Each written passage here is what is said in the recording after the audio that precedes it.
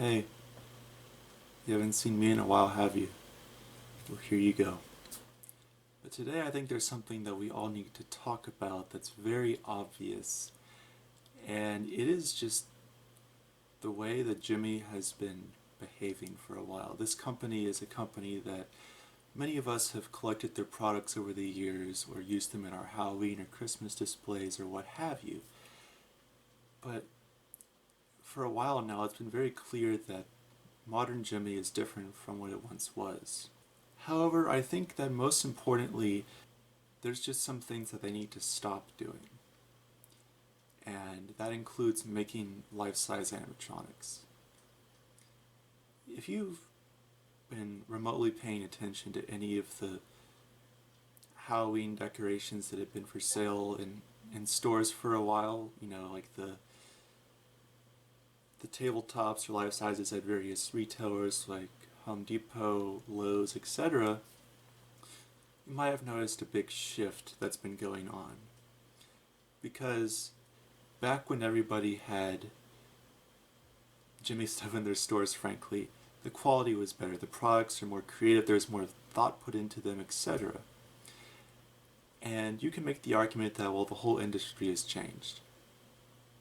Yes, it has, but you can't use that excuse for Jimmy anymore, because if you look at what these goobers have been putting out, it is impressive actually, just how terrible the quality has become.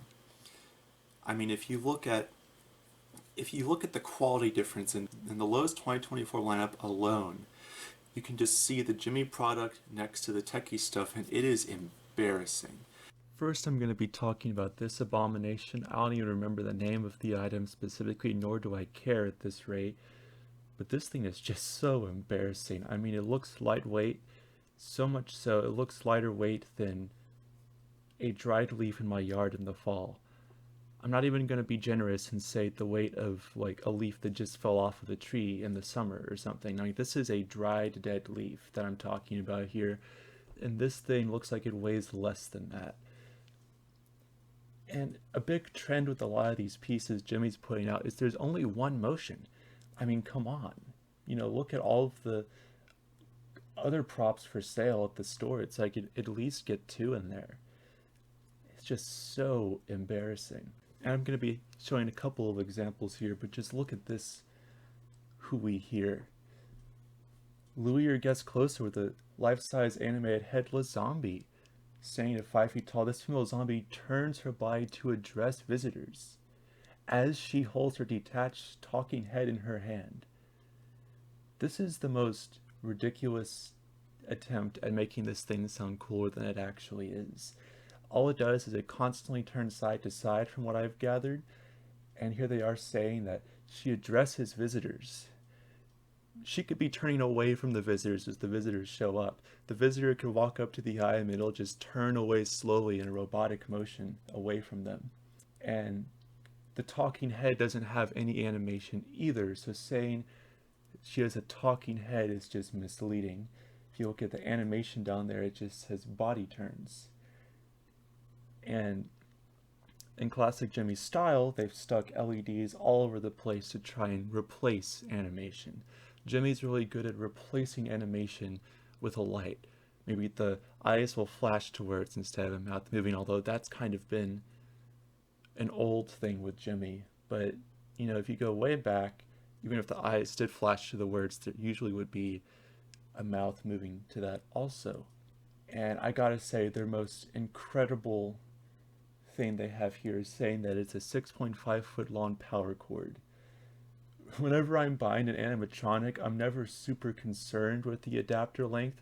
I just hope that it's good enough to get the job done. And I like that here they just have to mention the fact that it's that long, because that's really one of the only things going for this piece. Techie for a long time used to be known as the people that made just the jumping spider and all those kind of lower budget pop-up things. And now they're making some very impressive pieces that are just top notch. I mean, we've seen them with servos this year. We've seen them starting to use servos for some of their pieces, like their witch at Lowe's.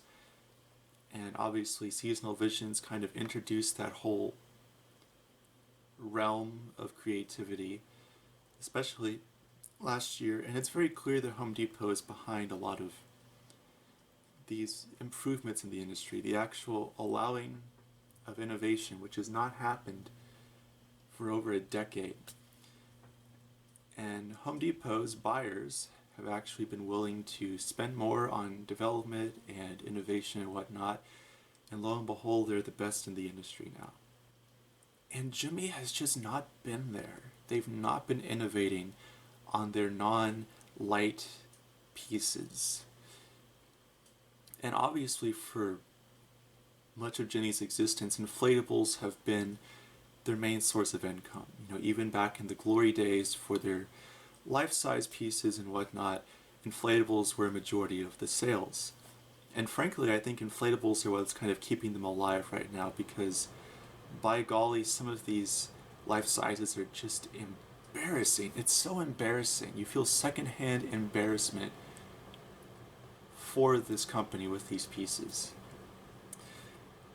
Like, every single company is improving with their quality now, which, like I said, for a decade was not the case. And when Seasonal Visions kind of started off in the life-size world, they were kind of the bottom of the barrel, but now they're the top. And Gemmy's the bottom. Literally, Gemmy is the bottom. Morbid Enterprises went out of business, so now it's basically Gemmy. But it's fascinating. You see how techie Seasonal Visions, these companies are making mechanics that last longer. They're making structures that are more rigid, better sound quality on the circuit board, better speakers, volume control. And Gemmy is still using the smallest little speakers with no volume control, and not even an infrared sensor a lot of times. We're in the day of infrared sensors, and they're not using them.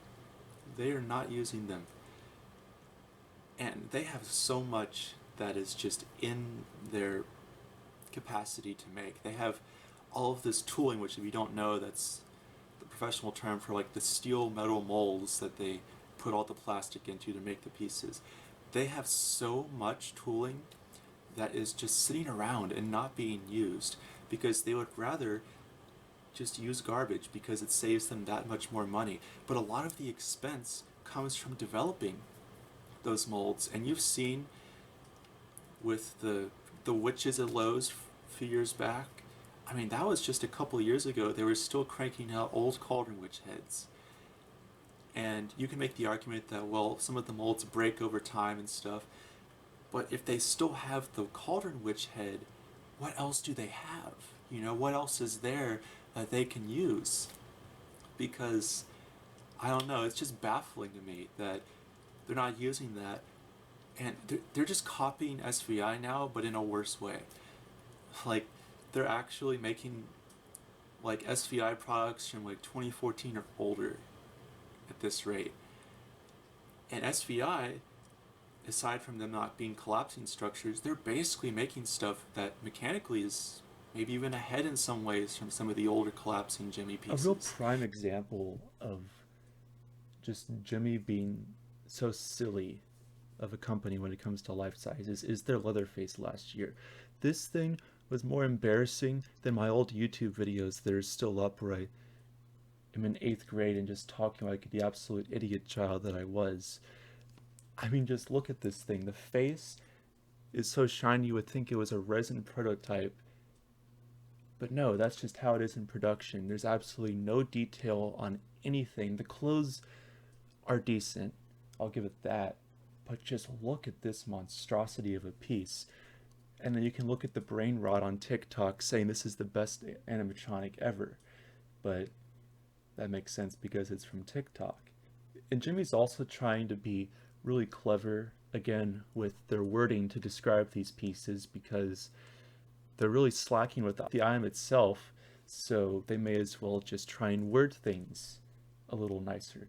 But they have their little slogan, kick up the fright factor, which is just the silliest thing I think I've heard in this industry in a while. And look how he bends and rotates to simulate a chainsaw action. Man, that's rough. He is simulating chainsaw action by hula hooping essentially. I mean, Jimmy, you are still making your handheld chainsaws based on your old original chainsaws that you would never invest enough in to make it brand new today with brand new parts and whatnot. You're still cranking those out.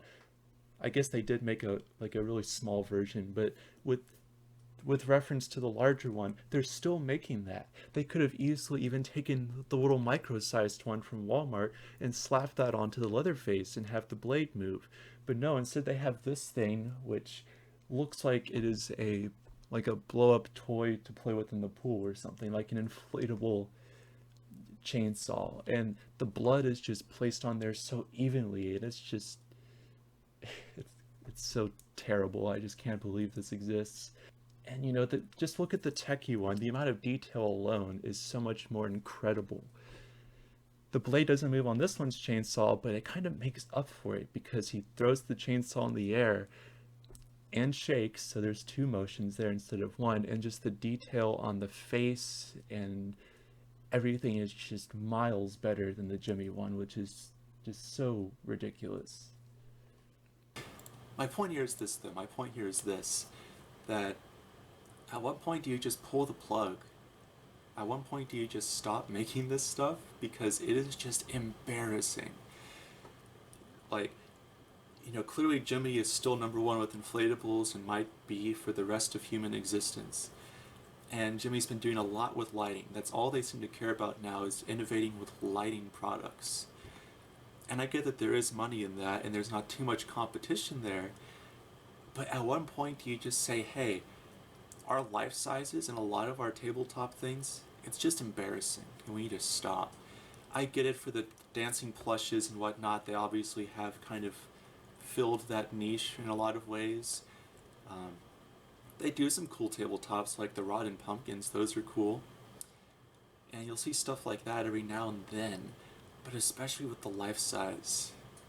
Like, the only character being made for Halloween with like a classic head turn mech is Pennywise. And that's the only like decent Halloween life size that they're really making here. I mean, you could argue that the 8-foot witch with skulls and the mummy, the 12-foot one are good, and it's like, sure, but is that better than what SVI is doing? Then you're basically using SVI parts, and I would argue that no, it is not. SVI is doing a much better job with those structures. And with their own structures, you have Pennywise. The Jason was just such a disappointment because it only does this. Not even fluidly. Not even a head turn, which is completely within the budget. You could do that. If Pennywise can have head turn and arm movement, Jason probably could also. Freddy has the fingers, which by the way I believe are programmed.